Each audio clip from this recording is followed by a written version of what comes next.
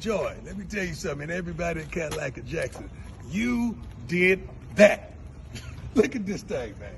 Look at this thing. Look at this thing. Boy, it's so clean and so dirty. Let me let you peek inside for a minute. Look at this.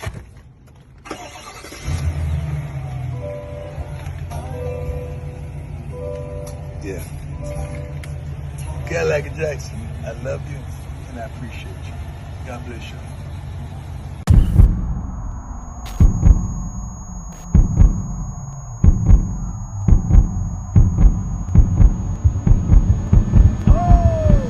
Let's go! Hey, it's time to hydrate.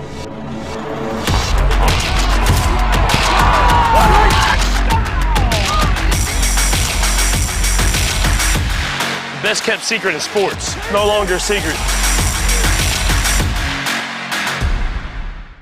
Well, I got it. I got it. Of course I got it. I got it right after work. That's right. I got the COVID-19 vaccine. Because self-care. I got it because I wanted to get back to my normal. I was one of the first ones that got it. And now, I'm helping others get theirs. So let's get it together. Sign up and get your vaccine today, and let's stop COVID in its tracks. Visit IGotItMS.com. We are all relentless in our pursuit to get better. I honestly just need more accuracy and more distance. Okay, contact is solid. The spin rate's a little out of control, costing you a lot of yardage. Let's make some adjustments here, and I'm going to move the weight. So I put it all the way back in the heel, allow the club face to square up a little easier for you. Love that one. You know you can get better. We know we can help.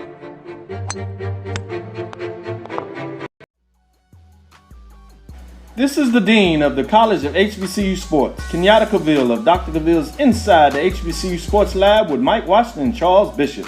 Come mix it up in the lab where the course lecture is in session every Tuesday from 6 o'clock p.m. Central Standard Time on Facebook Live, YouTube Spreaker, or the BCSN app, as we discuss all things about the HBCU sports culture, including exploring the week that was in the sporting HBCU diaspora, as well as the upcoming week of HBCU sports. With me, the Dean, the College of HBCU Sports, on Dr. Cavill's Inside the HBCU Sports Lab with Mike Washington and Charles Bishop. Course lecture dismissed. It's Pink Friday 2021, and here's a message from one of our survivors. Hello, I'm Robin Roberts, and I am happy to join the American Cancer Society in the fight against breast cancer. As a breast cancer survivor and proud Mississippi native, I'm honored to support Pink Friday, a fundraiser for breast cancer awareness. We all have a part to play in this fight, and by working together, one day we are determined to find a cure for breast cancer. Get your tickets now to support this wonderful event. This is Brian Fulford. A.D. Drew and I are co-hosts of the BCSN Sports Lab. We talk about all things related to HBCU athletics. From the games, teams, coaches, and fan interest stories, we cover it all. You can find our shows on Facebook at BCSN Sports Lab, YouTube at MyJBN Online, and everywhere you listen to podcasts like Anchor, Spotify, Google, and Apple Podcasts. You can also find the show on the Jericho Broadcast Network's app. Make sure to download. We look forward to you joining the conversation and being a part of the show. Okay, so how long have you been coming to Stanford? Since 1987. I've forever loved Stan's Burgers because the people, they're real people. They help the community, and their family own and operate. And the food, the quality, and service has always been phenomenal. And anywhere I'm at, I always recommend people to them. It's great food, and you get enough love for your money. If you need a good place to eat and you want a good environment to support the community and support the effort of the Jackson community, I recommend Stamp's Super Burger to you because, like I said,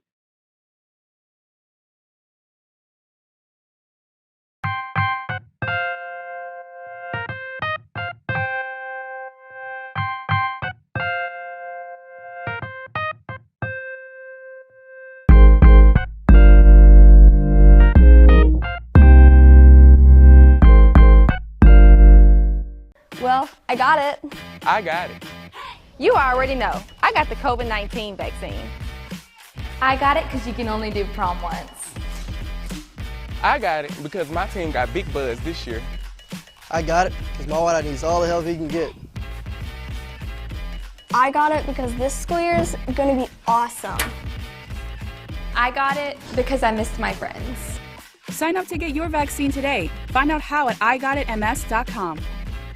It's never too early to plant the seed, to share the tradition, and instill a sense of pride in your HBCU with your little ones. HBCU Pride and Joy Children's Boutique helps you share your school spirit with a wide selection of adorable kids' apparel and accessories officially licensed from your favorite HBCU.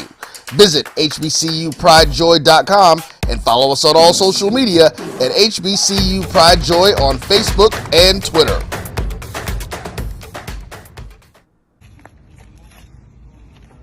Hey, Joy, let me tell you something. Everybody at Cadillac of Jackson, you did that. Look at this thing, man. Look at this thing.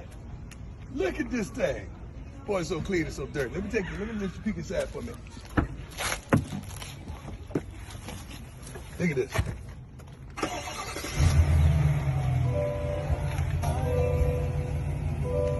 Yeah. Cadillac of Jackson, I love you and I appreciate you. God bless you.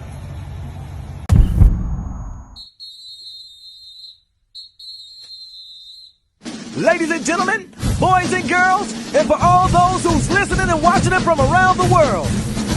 And we are now live from the corner of Dalton and Lynch Street. It's the show where we take you inside the game before the game begins. It's the Pregame with your host, Charles Bishop and Neely. So get ready because we pregame harder than the other show's party. It's the Pregame.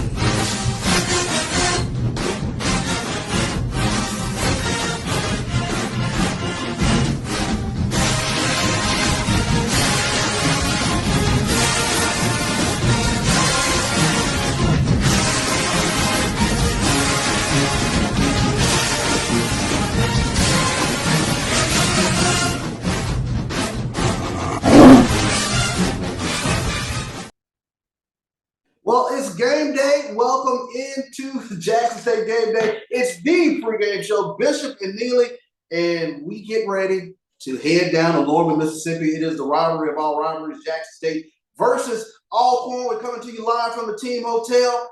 It's going to be a big one today, bud. It's going to be a big one. A little frost in the air, a little nip in the air, a little cool weather moved in. Probably going to get a little colder. No, it's going to spike up a little bit first. It's going to get up to about the mid-50s, and then it's going to drop back down. Folks are already down there in the teepees, man. I saw. Yeah, folks are already down there in the teepees. They camped out. But I don't know if that's because of the game or is that just like a regular environment. It could be. Yeah, I knew that was coming. Jackson State chasing history today. This could be the first SWAC team since 1991 to go undefeated. Of course, Alabama State Hornets did it back in 1991. Ricky Jones team. Shout out Jackson native Ricky Jones. But also the first SWAC team to go undefeated and untied since 1984. Back then, Alcorn team, Perry Qualls, Richard Miles, those guys back then went 9-0 in SWAC play. Jackson State chasing history today. There's a lot on the line. A lot on the line, man. But I get what you just said. But I don't get what you just said because those other teams, you mentioned Alabama State, Ricky Jones. There was a 1 on the end. They had a tie. Correct. Alcorn in '84 ended up with a loss. They did. Mm-hmm. This has never been done before. Very much so. This has never been done before. Sitting at 10-0 overall record, going for 11-0 today. So in my mind, the way I read the stats, not only is it the first in Jackson State history, it's the first in SWAC history. Because again, the other teams that did it, it's like that final point with the Miami Dolphins, the 72 team. Yeah. But then the Patriots come along. And they win differently but lose the Super Bowl. It's not undefeated. And so, with all due respect to Alabama State and my homeboy Ricky Jones, there's that tie on the record. With all due respect to Alcorn in '84, there's that loss in the playoffs on the record. Yeah. So it's never been done before. Never been done before. Jackson State going into this game against Alcorn. And I tell you what, we sat through a team meeting last night. Good stuff. Very good stuff. Hammered in fundamentals, discipline, eye discipline, kind of take the fight out of Alcorn early. There were a lot of things as we see. There's two passing by Shador Sanders, but I tell you what, really coaches got the guys really keyed in last week. You know, I'm 13 years old, so you always say full throat, then you said hammered in. This dude needs references. So yeah, got hammered in last night during the team meetings, and Coach Flea was very passionate. I liked what he was saying about appreciating what this means to the fans, appreciating what this means to the alumni, appreciate what it means to the state, to the SWAC, to HBCUs, to be 11-0. That it's yes, we're trying to go undefeated. Yes, dominant fashion. Yes. But don't forget about the people who are not actually playing in the game. Yeah. That this means so much to them. So think about them, do it for them, execute for them. I thought that was a good tone. Especially when you take a look at all. See, I couldn't remember how to say that word. I said spot on, but yeah. I mean, when you take a look at all Jackson State fans traveling right now, headed down to Norman, especially Coach Flea talking about doing it for them, there are a lot of fans who have followed Jackson State their entire lives on their way down to Norman. Can't wait to see history today, and I think it's for a coach to recognize that was very poignant. Yeah, poignant. Yeah. Oh, that's what it spelled. I think it's spelled like poinsettia. It's holiday season. Go get your poinsettias from the grocery store. But poignant, spot on. You don't know the big word. That's what it looks like. But they say, man, tighten up, Dennis Thurman. Yeah, no, sir. Hey, Dennis Thurman, you take your hat off, man. In Dennis Thurman we trust. But Jackson State coming off a 27-13 win over Alabama A&M last week. Shador Sanders in that game, 4 touchdowns before going out with an injury in the third quarter. But when this type of offense is humming, I mean, it is very tough to stop. Yeah, I mean, first things first, we won. Yes. And we won by 2 touchdowns. In any stretch of imagination, I don't care if that's Blackburn versus Hardy, Alabama versus Auburn, Cowboys versus the Redskins, the Commanders. You win by 2 touchdowns, you won the game. But there were some telling stats in that win. First time somebody got more first downs than us. Sure. First time somebody got more rushing yards than us. They actually rushed over 200 yards, 205 to be exact. Yeah. So I think there's a blueprint out there, an imaginary blueprint out there for Alcorn today and what they're going to try to do, because you saw some things that at least on that cold Saturday night in Mobile that the Tigers did not do as well as we've done in the previous 9 games. Yeah, and I think as Dennis Thurman passed by, he hammered in that point. Very much so last night in team meeting with regards to making sure that this defense does what they need to do, brought guys up. And there's a lot of folks you want to get hammered in by, but Dennis Thurman ain't one of them. I don't want David Dunn to hammer that on me.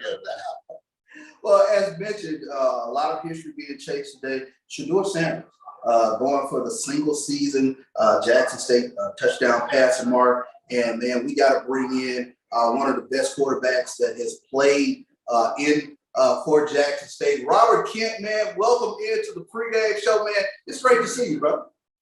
How's it going, fellas? How's it going? Good to see you guys this morning. No doubt, man. Rob, 1 second. I just want to do that. You see it, baby. You see it. It ain't changed. It has not changed. Man himself is in the building. Rob, man, let me start off by asking, man, how has it been for you watching this Jackson State football team this past season? Man, it's a beautiful thing. Honestly, to see, just to know where I finished as a quarterback at Jackson State and how things tailored down offensively, and to see the things that the Tigers are doing this year. I know one thing that Coach Prime was hammering on was running the ball, and that's one point that they saw fit to implement this year, to make sure that the ground attack was there, because the aerial attack is there. Shador has a plethora of receivers, and just to say the unit that I had when I was at Jackson State, man, I had guys that were just making plays all over the field. But I can't not forget, I had Nathan McLaurin, who was running the ball. I had Tanaka Council, who was running the ball. I had Lawrence Nolan, who was running the ball. Those guys were some ground and pound runners, and that opened up the passing attack. So you couldn't just sit back and play cover 2 or cover 4. You had to make sure you had to stop that running game before you could stop that passing game. So to see that they have combined offensively. I mean, they've made the running attack and the passing attack, they have elevated it. So it's just good to see, that offensive juggernaut opening up for Jackson State again. No doubt. Robert, we live in this world, man, of me, I. It's social media, it's clicks, it's likes, it's about putting the spotlight on yourself. But you earlier this week, made a public statement congratulating Shedeur on what he's been able to accomplish and even welcoming him to break your record. Why was it important for you to just go out of your way and make a statement like that to the world? That's just, I was born and raised in Mississippi, man. You're born and bred as to give respect when respect is due. It's been 21 years since those records have been, since someone's had the opportunity. Well, the White Tiger had the opportunity to break it. He tied, but just to have a concrete opportunity to go out there and break those records. Records are meant to be broken. And the way he's played this year, man, has been phenomenal. His completion rate, a lot of people say he has the opportunity to do what Steve McNair did was get chosen to be in the Heisman Awards. So why not? Just because he played at Jackson State, don't discredit his ability and the things he's done on that football field. And we should be pushing forward. 1AA, 1A. We have skilled athletes. I try to tell people all the time, the biggest difference between 1A and 1AA is the interior. It's not the skills. I mean, we have skills all over the field. It's just making sure those interior linemen, those bigger schools have more students, have more student athletes, but then those linemen are the ones that kind of make the biggest difference to me, when it comes to 1A and 1AA ball. But just showing respect where respect is due. That was not an easy record to break. I'm hoping he gets the opportunity to break a few more records. I got a couple more that's hanging around down there. And if he gets to break them, one of those games that he gets the opportunity, I plan on being there so I can watch him for myself. No doubt. Rob, you're part of a select fraternity in terms of being starting quarterback for Jackson State. What is it like to put that block JSU helmet on, to be the quarterback for Jackson State, and to be in front of this magnificent fan base? It has to be an awesome feeling. Man, if y'all remember, I've been dancing with glasses on since the Superdome. I mean, that fan base is spectacular. When I used to speak to some of my counterparts about them playing in the Big 10 and Big 12 and Pac-10, I said, guys, I used to play in front of 30 and 40,000 almost every game. Jackson State came out and represented. It was a beautiful thing to see that many people in the stands cheering us on. I mean, I know a lot of people came to see the band. They were dressed up to see that JSU Sonic Boom rock the house. But while they was watching JSU rock the house, we was out there putting points up. And like I said, I felt it was a blessing to be there, man. Still remembering Robert Hughes, Judge Hughes, and I remember him coming to my house and sitting down at that kitchen table and giving me an opportunity to come to Jackson State. And, man, I could not turn it down. And just from there on, man, I've been bleeding red, but been bleeding blue from then on. Yes, sir. One of the things you touched on, Robert, it shows just your phenomenal football IQ, because Coach Prime pushes it all the time. And talking about the growth area for the SWAC and HBCUs is getting in high-quality defensive linemen and offensive linemen down there in the trenches is where that separation is between, say, the Power Five, what they bring to the table. But another thing that we talked about in the running game evolution under Coach Prime this season, but also, tight ends. We were in the spring COVID season, and last fall we really didn't get a lot of tight end play. As a quarterback, speak to us again about having those multiple weapons, not just receivers, not just running back, but even a blocking and receiving tight end like we have in DJ Stevens now. Man, it's an intricate part of the offense. That tight end can get lost in the sauce a lot. People say, oh, it's a blocking tight end. No, he's not just a blocker. He goes out there and make plays. When you got a player like Gronkowski that, like Brady had, that can block and still get downfield and run sub 4.5 speed and make plays, now who are you going to check? Are you going to double up on the outside guys? Are you going to double up on the slot? Or are you going to try to stop the tight end? When you have a plethora of athletes around you, it makes the job easier. I tell people all the time, I just threw the ball up a lot of the time. I knew I had guys to go get it. Even from when T.C. Taylor transformed from playing quarterback to receiver. That next year, I mean, he put up some phenomenal numbers at the receiver position. With Lawrence Story, with Tim Manning, with Robert Jacob, with Chris Jones. I mean, I had so many guys around me that were, playmakers. It was easy for me. I just need to get the ball out of my hand and let them guys do what they do best. No doubt, no doubt. Oh, and my tight ends, Keno Davis. You know, like I said, I had a plethora of guys, man. It was fun. It's still fun to see it, and for Coach Prime to come back and give us that fire starter to ignite, you know, JSU football back into the limelight that it used to be. It feels good to watch. I bet. And, you know, Rob, I know you look at the game through quarterback's eyes. What are the keys to the game today for Jackson State? Doing what they've been doing all year, man. Protecting the ball. You know, not turning the ball over. Last week, they like you said, offensively, they got more first downs than we did, but that's all right. You know, we still got the victory. So every team is trying to find a weakness as a unit that Jackson State has. You know, one thing that I hadn't, that a lot of people hadn't touched on is special teams. Making sure that special team game, all three phases of the game are being hit on: offense, defense, and special teams. So it's not just offense and defense, but that special teams is a key part of the game that could change the game. So I'm looking forward to a good game.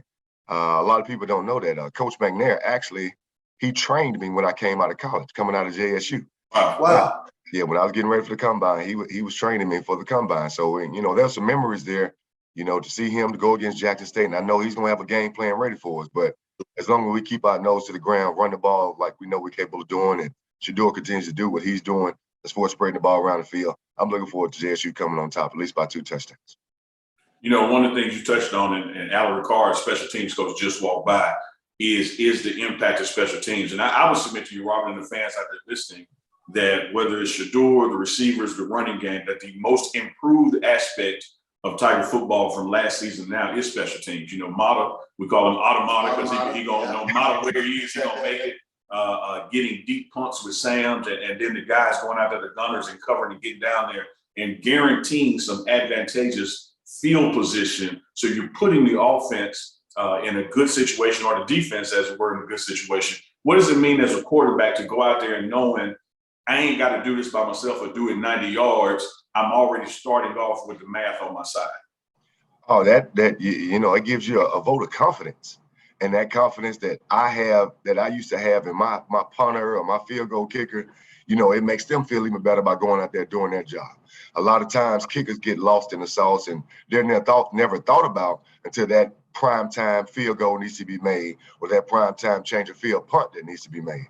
But when they know that at any point in time that we don't have to go out there and get a 3rd and 25, and we just get 10 or 15 yards to get us away from the goal line, and we know that we have somebody that can change the fielding, or to change the side of the field where now they're driving the ball 70, 80 yards instead of driving the ball 30, 40 yards.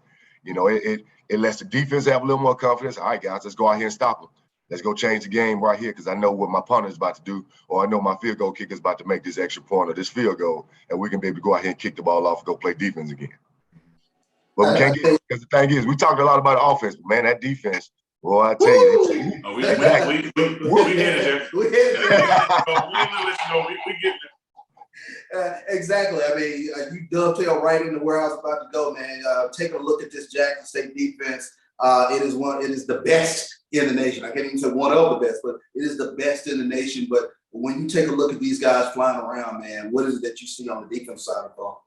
Man, that's just like you said. You got some Supermans on defense that's flying around the ball.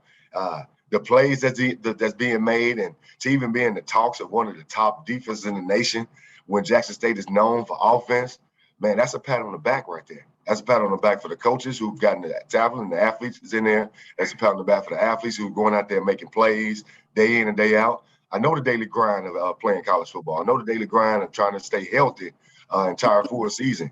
And then with the opportunity to go have a perfect season, man, it's a good thing to see. Like I said, when your offense doesn't have to go out there and score 60 and 70 points to try to win the game, you know that your defense can go out there and make plays. It even gives the offense a vote of confidence to say, you know what, let's just make sure we take care of the ball because we know what defense can do. Yeah. Yeah. Man, that's good stuff, because it really is all 3 phases of it to get that job done.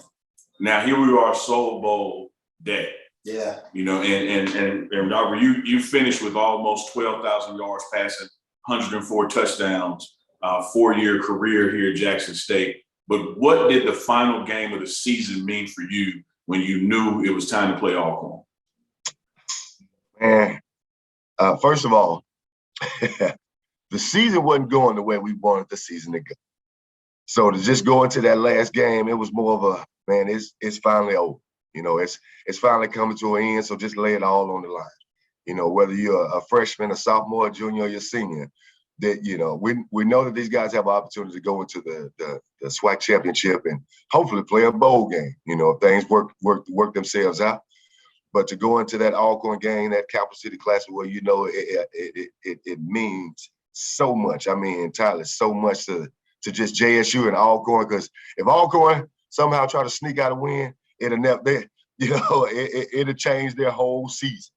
But that's not gonna happen. We can't allow that to happen. We know what's important. We know what the game means, and we know we want to go out there and beat the Braves no matter what. And to be having the game being played in Lorman, that's even more reason for them to try to go out here and play their best football.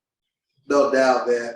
You know, Rob, we could talk football all day with you. But I know a lot of Tiger fans are curious what's Robert Kent doing nowadays, man. Tell Tiger fans of what Robert Kent is into in 2022. Man, I'm actually a realtor out in Dallas DFW area. So anybody you know in this area that's looking to move out to the Texas, come on, give me a call. But I'm also teaching school. I'm an avid teacher for 7th and 8th grade students at Liberty Junior High. It's a program that's called Advancement via Individual Determination. It's preparing kids at an early age for whatever they want to be in life. You know, it's not necessarily having to go to a 4-year university. You can go to a trade school. You can go to the military fresh out of college. We're just trying to give them more option to think that, hey, you have to go to a 4-year university to be successful. Because I know a lot of guys who didn't go to college who are having a lot more success just because they went into their field of study. So, and also, I'm actually still playing a little football. Yeah. Wait! Don't just run by that. You're not just playing. You winning and leading and still putting up big numbers. They're still putting up big numbers, man. I played in what's called the National Arena League. I played for a team called the San Antonio Gunslingers this year.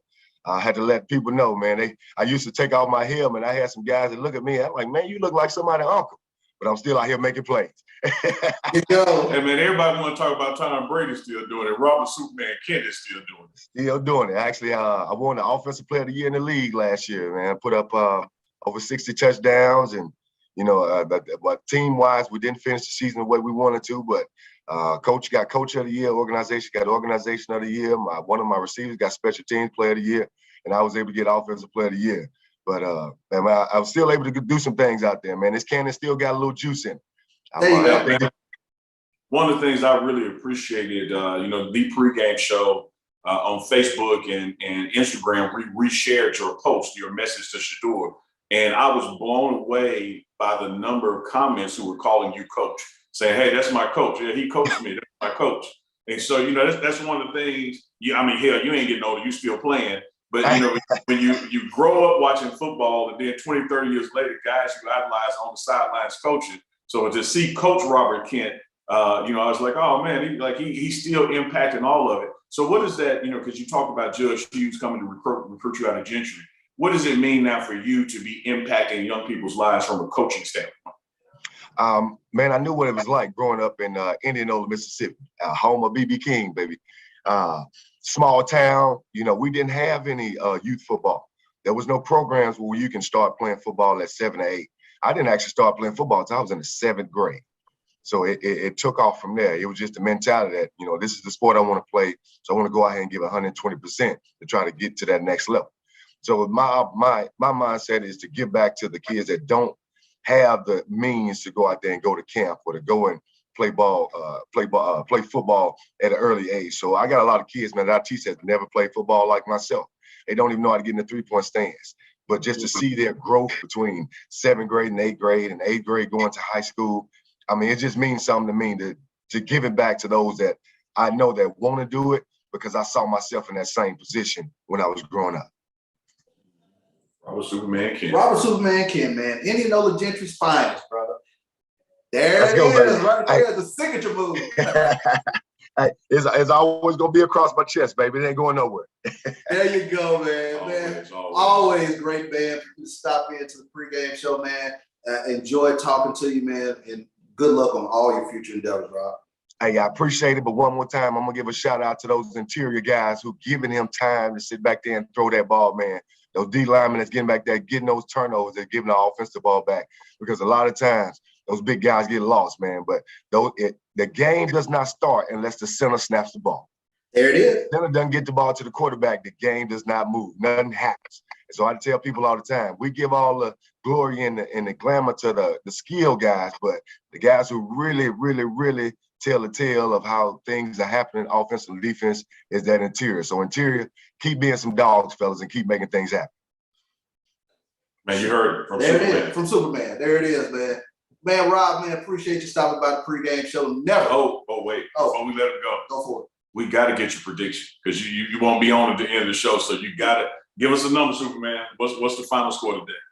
Man, I'm gonna say he's gonna get 5 passing touchdowns. It's probably gonna be about 35-14. That's what I see. 35-14. Y'all heard it from Robert Superman Kent.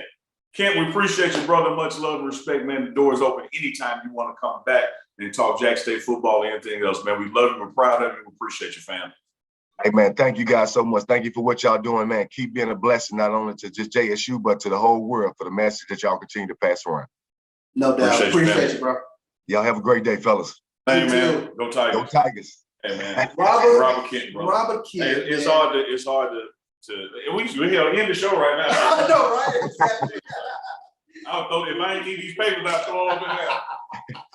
No doubt. And shout out to all my JSU family, man. I got family all over the world, like my blood family, and I got JSU family. So shout out to all this JSU family all over the world. Hey, keep representing, keep throwing up that big blue, because there's a lot of haters out there, but that haters don't do nothing but fuel us to go out there and be better. There it is. hey, great parting words, Superman. Appreciate that, bro. No doubt, one of the best to ever do it. Robert Superman Kent, man. I tell you what, he put up some tremendous numbers during his time at Jackson State. Man, 11,797 yards, 104 touchdowns. And he ain't gonna say it. I'm gonna say it. That was with James Bell taking over then. Just hell, it could have been 15,000. Maybe 18,000. But I tell you this, I'm neither gonna say it. King came back on. He's all right. Where is he right now? Where is James Bell right now? I tried to say that after you were off. I didn't want to bring you in it. He came back. It's still burning deep in my soul. It's in my soul, I know man. it is, bro. I was trying to tap in some type of way around it, but y'all brought it full circle. But I tried to bring it up if he was gone. He came back. No, sir. No, sir. That name will never leave. Appreciate you, brother. Thank you guys, man. Yes, indeed, man. Oh, Neely, I knew you know. History is facts. It happened. Yeah. But we're past that. We're past that. We're past that. We're in the coach prime era. Yes. We're past the James Bell era, ERROR. But hey, it is Soul Bowl Saturday. Have Robert Kent on, Superman Kent, who magnanimous, that's a big word for the day. It's a little bigger than poignant. Magnanimously wanted to recognize Shedeur Sanders as he sits tied at first place for passing touchdowns, 31. Yeah. Can I forget about Casey Terrio, his 31 as well? But acknowledging that Kent did it first in 2001 and then came back and did it again in 2002. Last year, Shedeur just missed it. He finished with 30. Yeah, as a freshman. Wow. And now he's sitting at 31. So one touchdown pass today and a record that took almost 90 years to create, and it's been 21 years that it stood. Yeah. Could be passed today, but just one touchdown pass. Just one touchdown pass. Another milestone sitting out there today, Simeon Wilkerson. He's a few yards from getting 1,000 yards. You talk about becoming the 12th back in Jackson State history, and you're talking about Jackson State football history, the pantheon of running backs that have come through Jackson State. That's a lot. That's another like triple board score. No doubt, Simeon Wilkerson has an opportunity to join the other elite backs that would rush for over 1,000 yards from Jackson State University. So, speaking of rushing, go for it. Alabama A&M 205 yards against us last week. it is going to, as we pivot to this game, it is going to be Alcorn State's only chance. They have got to run the ball successfully. Yeah, and they have one of the best in the conference. Jarvin Howard, the Syracuse transfer, he's rushed for over 1,100 yards thus far this season. One of the points of emphasis for the game is to get Hatch to the ball to stop Jarvin Howard. You know, I'm reminded, I just live Marvel movies. When Iron Man and Loki were talking, and Loki was talking about, I got this army, I got this, I got the Tesseract. And Iron Man said, man, we have a Hulk. Yeah, we do. Yeah. And so this defensive line of Jackson State, this linebacker unit, the numbers that they put up last week in Alabama, A&M, down in Mobile, I'm still believing in this defense can get it done and can stop the run game for Alcorn. Yeah. Here's the other mathematical challenge, Chuck, as it relates to their run game.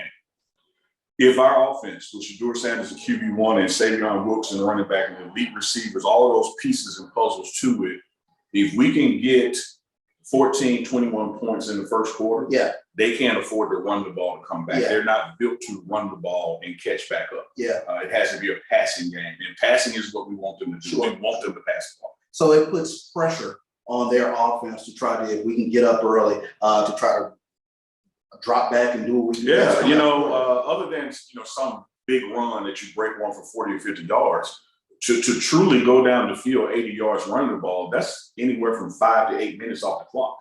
Well, then if we get the ball back and score in 2 minutes, the time becomes your enemy. If we're scoring in 2 minutes and you're taking 8 to score, you're gonna run out of steam. You gotta try to keep up. Yeah, we saw elements of that last week with Alabama in terms of them trying to catch up, but their best way of trying to catch up was trying to run the ball. And the clock became the enemy. Like you and I were sitting on the sideline, standing on the sideline. I was like, man, a better managed execution in correlation with the clock, they had a chance to come back in that game in the fourth quarter, but didn't get the 3-point field goals. They kind of adjusted math and kept running the ball. The time gets away from you. So I still like our odds in this game.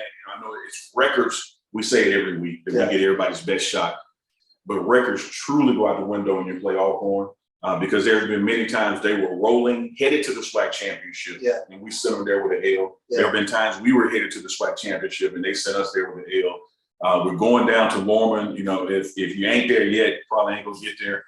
You're probably stuck in traffic now if you're not there already. Watch for the cattle crossing. The cotton trucks coming out, and there's just a lot of little nuances to getting down there.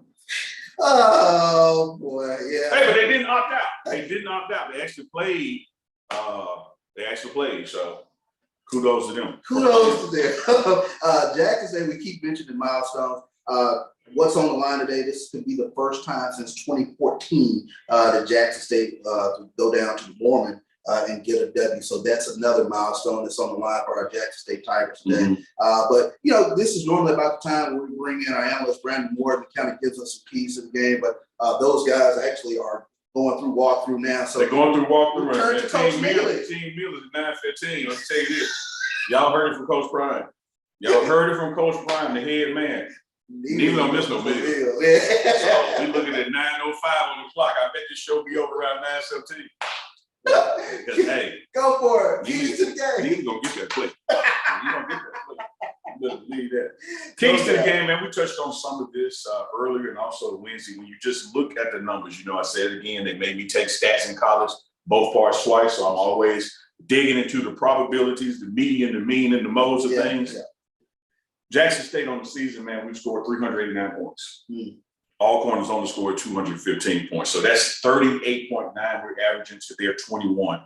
If we just hold to the scoring average, we win by 2 scores. You look at the first downs, we're at 247 on the season. They're at 187. Here's going to be a key to the game, though, Chuck. And it's happened the past 2 weeks to us. We got to clean up the penalties. We've got to clean up. Multiple weeks we've had more than 10 penalties for over 100 yards. That was a point of emphasis last night. It was from Coach Prime himself. I think we're 13-13, so 26 penalties in 2 weeks. That's just that's just too much. But when you look at what we give up on defense as far as rushing, we're holding people below 100 yards. And that's even with that 200-yard game from last week. And they're averaging 185 and allowing 141, but we're getting more than 141 without running backs. You don't even want to talk about their dismal passing game. No, we don't. No, it's we got but do it. We got 33 passing touchdowns on the year. How many do you think they got? Passing touchdowns. I'm gonna give you all a hint. Over under on 15. I'm gonna give you a hint. It was Steve McNair's number. Oh wow, 9. They have 9 passing touchdowns on the year. Yeah. That's why I say stop the run, make them have to pass to catch up from our point production. Sure. And what do you say, Katie Bartador? What Katie you say your Bartador. granddaddy said? Yeah. I still don't believe your granddaddy said it. You got to attribute quotes to somebody. The other thing we got to do a better job of taking care of the ball, man. We have too many fumbles on the season. Yeah, we've had We have too many fumbles. untimely fumbles, but to the defense's credit, they bailed them out on more than a few occasions. How many fumbles do we have this year, Chuck? Oh my God. That's a great question. I'm going to give you another hint. Give me another It's number. Coach Prime's number. 21 fumbles. We have fumbled the ball 21 times this season. Yeah. Now, we recovered 11 of them, Yeah. but we have put the ball on the ground 21 times this Another season. something that has to be cleaned up. We got to clean up ball security, and we got to clean up penalties. I'm liking what Superman Kent was saying about that 35, 38, 14 window. I'm willing to give Alcorn 7 just out of emotion and passion. They got a weight room, albeit substandard. They do have a weight room. So I'm willing to give them a score. Nobody has scored on us more than 2 times. So I'm still capping people somewhere between 10 and 14 points. Yeah. But if we don't fumble the ball, Yeah. and we don't do stupid penalties at the most stupid time they can happen, this could easily be a 56-point game versus a 35-point game. You know, we've talked on the sideline, we talked in general about inopportune penalties. When you're driving the ball and then there's a mental lapse when there shouldn't be a mental lapse. Cleaning up that sort of stuff. Yeah, you know, it takes away momentum. And we say this, Chuck, all the time. Ad nauseum is the word you Ad use. nauseum. People think when Coach Prime is talking about discipline, that he is talking about clubbing and eating and drinking. He's literally talking about those kind of plays on the field. Like the kickoff return has gone by you. Why are you blocking the guy in the back? And taking a touchdown off the board. Right. You know, it is, 3rd and 10, and you hit a guy out of bounds, and they get a 15-yard penalty. Like, why did you do it? Like, he didn't even have the first down. So and think about that in Mobile, we literally had 2 touchdowns that were posted on the scoreboard, come off the scoreboard because of the penalty. Yeah. We can't give Alcorn those kind of opportunities. We got to play clean, disciplined football. We got to keep the ball in our hands, high and tight, no fumbles. No fumbles, no doubt. One of the key points, and I wanted to make sure to mention it, the coaches all harped on the physicality of this game. This is going to be big boy football played in between the tackles. Like we mentioned, Jarvin Howard, he is the best running back statistically in the Southwestern Athletic Conference. He's a load to bring down. Coach Hart last night talked about communicating, eye discipline, believe what you see. We talk about it week to week. Assignment, alignment, as Aubrey Miller walks by right now. We're going to pull him in. Oh, we might well pull him in. Yeah. We're going to pull him in. Yeah. Big man himself, Hulk. Yeah, we're just talking about it. We literally just talked about it. Yeah. Just kind of drop down right there. Yeah. You athletic. Yeah. You did the spin-a-rooney last night, Hill, so I know you get down there. Aubrey, we were literally just talking about some of the keys of the game, especially defensively. And Coach Hart, he talked a little bit about reading your keys and obvious things of that nature. But just talk to us a little bit about what you brought the guys in last night. You talked to them yourself about some of the things that are going to be important to them. It's just understanding our checks. We want to understand the personnel that we see, because we know a lot of the offense that they run and a lot of plays they consistently run out of certain personnel that they're in. So we want to make sure we understand what personnel they're in, and obviously which backs that they have in the game, so we can make sure we attack the run and shut the run down. We know that they're a big run team. So the main thing is we want to try and get them to start throwing the ball, because it's going to be their comfort zone. And that's basically the moral story, man. We're going to make sure we understand what formation they're in, what personnel they're in. We're going to make sure we dominate the run. Now, the linebackers last week, led by you, phenomenal number of tackles. Double digits just at every layer of it. But I want to show you a number, and I know you're going to take it personal, man, and I want to hear how we're going to fix it today. Last week, they rushed for 205 yards down in Mobile. We know they got a back that's going to run, that's going to try to run. What has been the mindset of the defense and the linebackers today to fill those gaps and do your job and stop that run? You got to. I mean, you got to do it. As bad as you want to breathe, something Coach Polly said, that's something we're going to take to an advantage. And we're going to make sure that we do our job. The reason why he got them many yards is because we hurt ourselves, because we weren't doing our job. So we're going to make sure that everybody disciplined around the board. We're going to make sure that we dominate this team doing our own job and let the plays come to us, not chase the plays. 2-4, bro. You got walkthroughs, you know we got to eat. Appreciate you stopping by the Pregame Show. And last time I seen him spin a room that good was by Booker T himself. So come on, man. Yeah. This shit don't stop. This shit don't stop.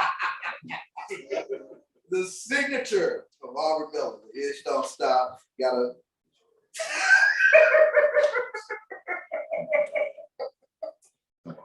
I'm looking around the screen. Let me see. Terrence Harris of the Cocker Group. I know he don't mind me saying shit. Churchill Smoke Shop, I for damn sure don't mind me saying shit.